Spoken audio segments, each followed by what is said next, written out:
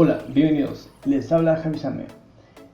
En esta ocasión les traigo un pack de carátulas o portadas totalmente editables en Microsoft Word, el cual les dejo el link en la descripción del video. Está en servidor Mega, la pueden descargar totalmente gratuito. Son portadas editables, tal caso, por ejemplo, la pueden editar, cambiar nombre, lo que deseen, le pueden agregar más texto a criterio de ustedes. Les quiero mostrar los ejemplos.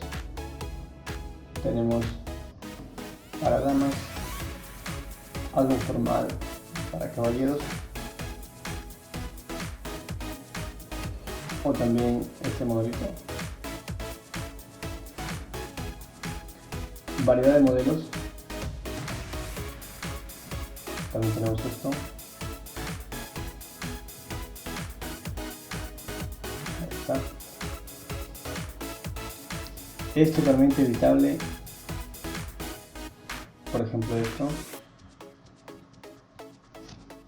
Podemos borrar el texto que deseemos, agregar el texto que deseemos. Por ejemplo, acá en el título le puedo agregar. Está. Aquí se puede agregar, por ejemplo, tu ciudad y todo lo que deseen. Bueno, esto es el video. Espero que les sirva todo este paquete de portadas editables en Microsoft Word.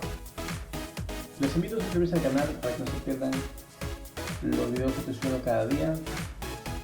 Suscríbanse, compartan el video en sus redes sociales.